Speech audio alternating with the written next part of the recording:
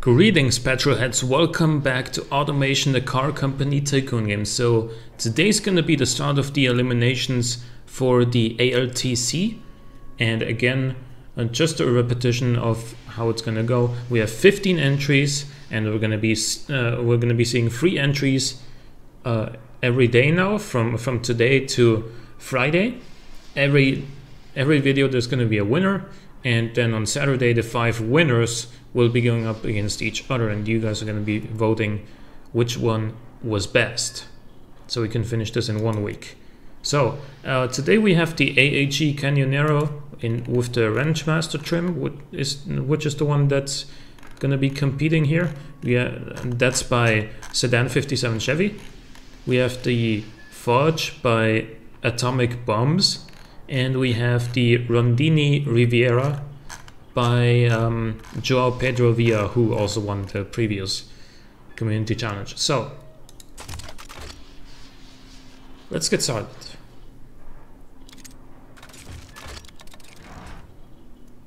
Whoa, now this looks like a fancy truck, man.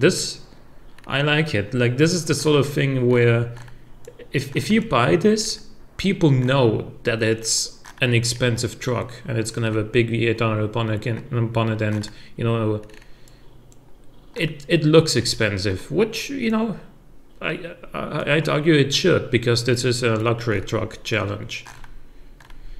Alright, so we got a leather chassis, corrosion resistant steel panels, 5-speed automatic, double wishbones up front, solid axle coil on the rear. And then we have an 8.2 liter V8 with modern push rods, and it makes 425 horsepower. Let's look at the engine. That's a lot of torque. 469 pound-feet of torque, that's a lot. Not a lot for 8.2 liters, mind you, but still, I mean, it's a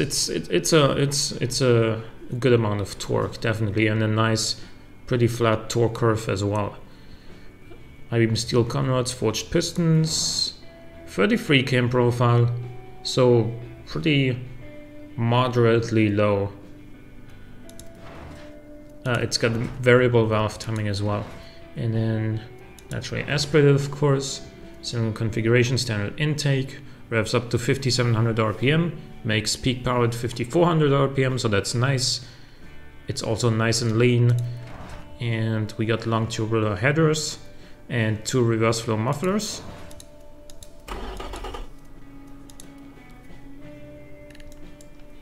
And let's check out the rest here. 5-speed automatic, electric limited slip diff, so that's expensive, especially with the +3 quality, but it's also good, you know.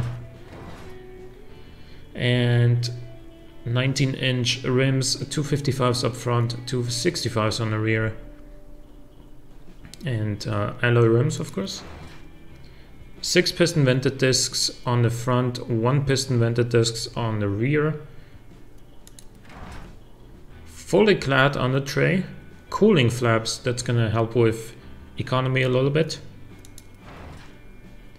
5 seats, luxury interior, luxury entertainment, all driver assists, advanced safety, and hydro pneumatic springs, which are the most expensive ones, but they're also the most comfortable ones, and I believe also the best for drivability. So there is a price to pay for these, but they do deliver. So let's see, 67.4 drivability, 13.4 sportiness, which doesn't really matter that much. 67.5 comfort, 51.8 prestige is pretty nice, and then 67 safety. The practicality is rated at 77.6, utility is 76.4. Okay. And let's look at the price, 59,400, so it is pretty close to the $60,000 limit that I set. But then again, this has a really good engine, it's got great drivability, good comfort, and the practicality and the utility are both also still pretty good. Downside to this car, I mean, I don't really know. Like, even the economy is good for a truck like this with an 8.2 liter V8. Like, I've seen trucks among the entries that use significantly more fuel than this, and this has the largest engine, maybe, if I remember correctly. So economy is reasonable for a truck like this, let's put it that way. So definitely a strong entry in my opinion. Looks the part too. So let's now check out the fudge.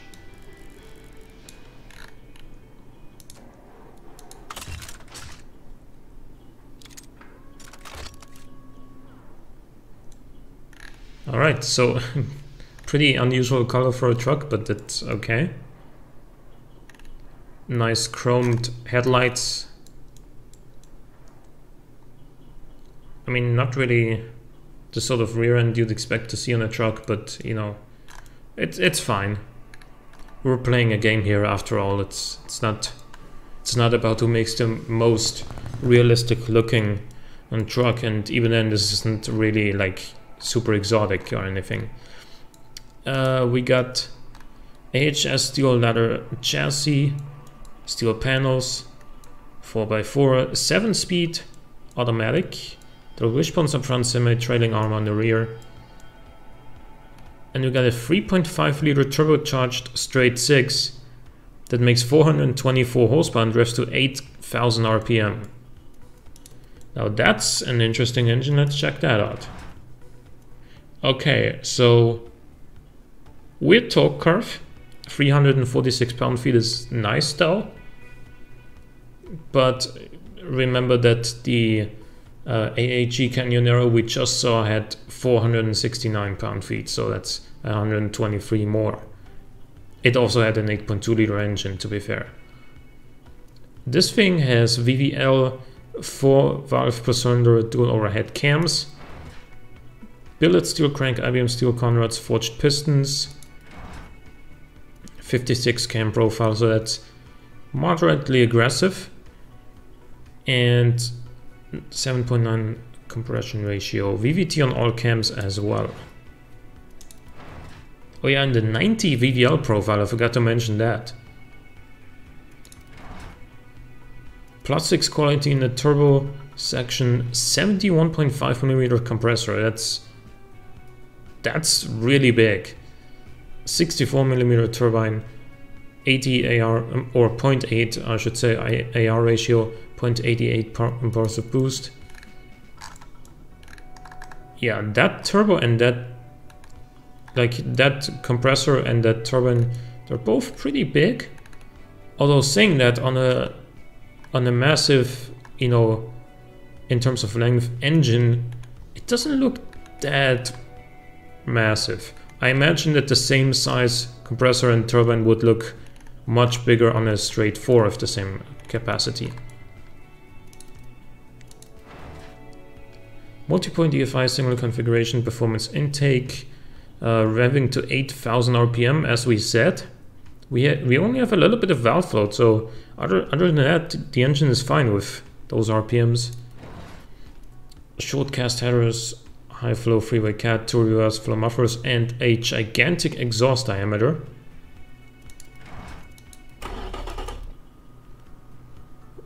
The torque curve is a little weird.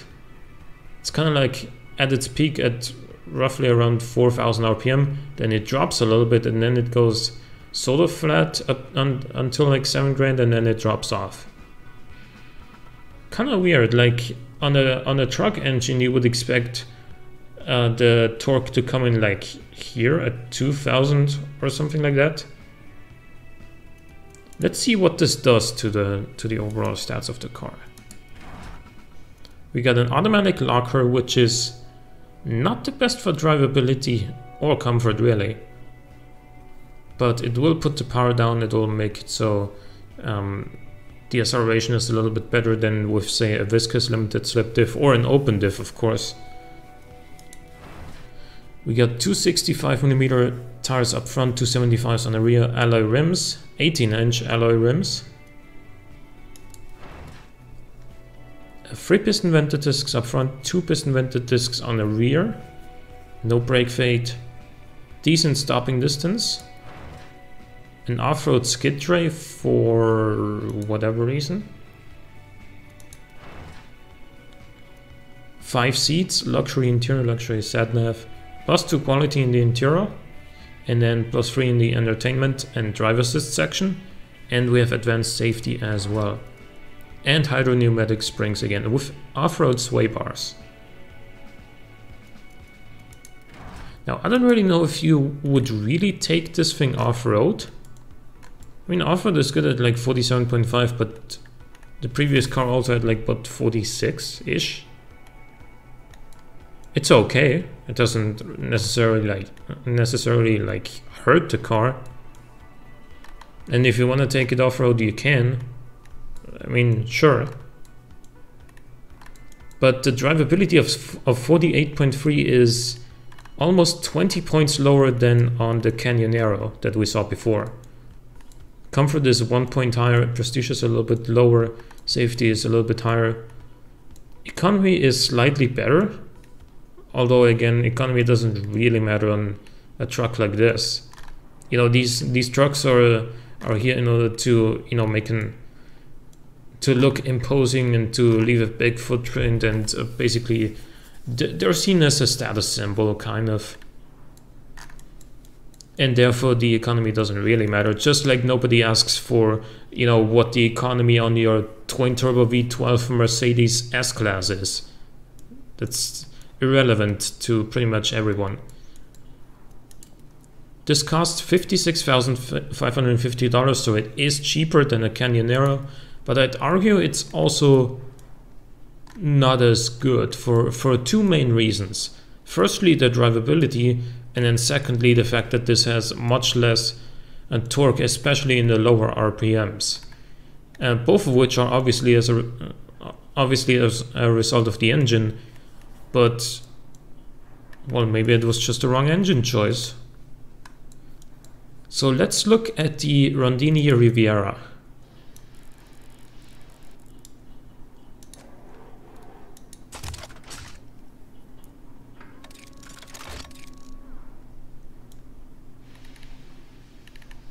Okay, so this looks high quality with that big chromed grille, but it doesn't look as good as the 346 did for the BGTC.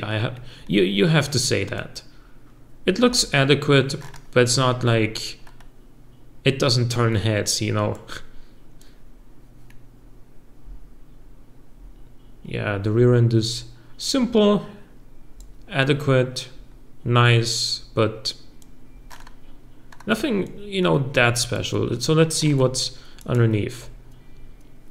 AHS steel ladder chassis, corrosion resistant steel panels, rear wheel drive only, 6-speed automatic gearbox, double wishbones up front, coil springs on the rear, and 425 horsepower from a 5-liter turbocharged straight 6. So let's look at this engine. Okay, so lots of torque, but a very, very steep increase in torque. And then a very short torque band, and then a long drop off. So dual overhead cams, 4 valves per cylinder, full aluminum straight 6 with VVL,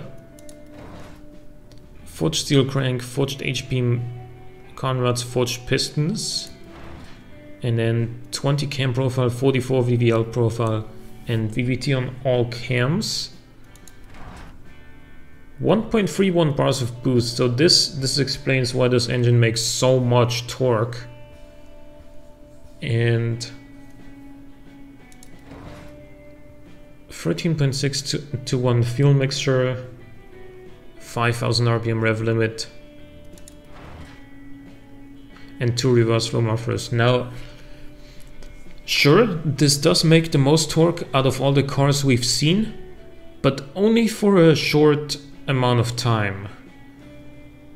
I mean, yeah, the Canyonero had like 469 pound-feet, which is roughly like here where the tip of my mouse pointer is now. But the fact that this has such a steep increase in torque, that is probably going to lower the drivability considerably. And given that it's river drive only, I don't know if this was the best idea to go for this sort of approach. A lower boost setup would have probably done the job a lot better, and it would have also spooled up more quickly. And would have, I mean, you could make like 500 pound-feet of torque. That's still a lot, and it would make the torque band a lot smoother. So we get a 6-speed automatic, lots of overdrive, so that's gonna help the economy a little bit, although it's not that great. We are talking about trucks here. Geared limited slip diff. 17-inch steel rims and 275mm tires all around.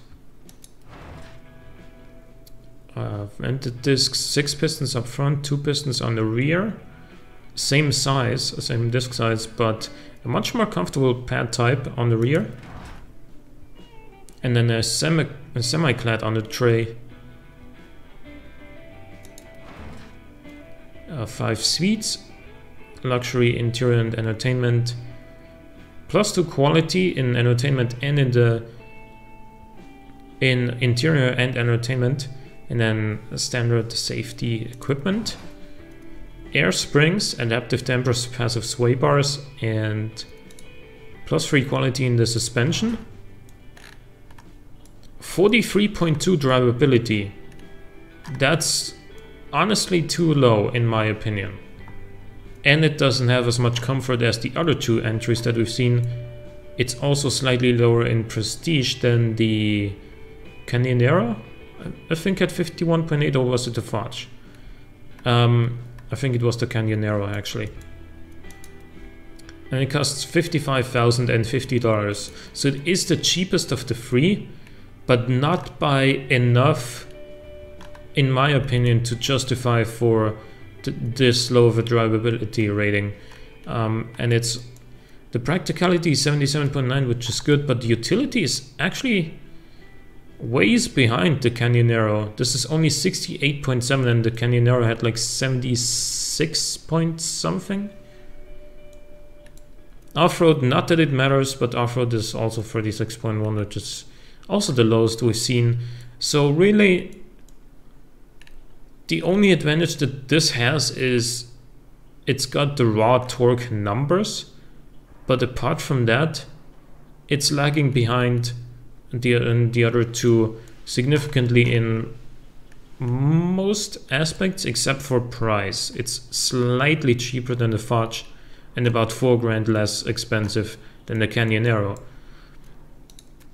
But the Canyonero, if we look at it here, so the Ranch Master trim, this is practicality is at 78, 76 utility. If we go to the Fudge, 68 practicality, 69 utility, so it's already like 10 points lower in practicality and 7 points lower in utility, which makes the Canyonero more of a it's a like, how do I explain this? It's a luxurious, a comfortable and powerful truck still. Like, it still offers all the practicality and the utility that you expect from a truck, but it's also got a big V8 and a really nice interior. The Riviera has the same sort of practicality, but it's lagging behind in utility, probably because of the lack of the 4x4 setup, or because coil springs are just better for utility because you can load more onto the back if you have coil springs compared to the semi-trailing arm.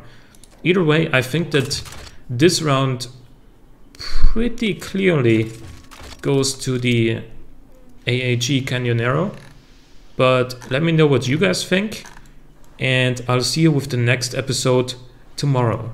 Goodbye.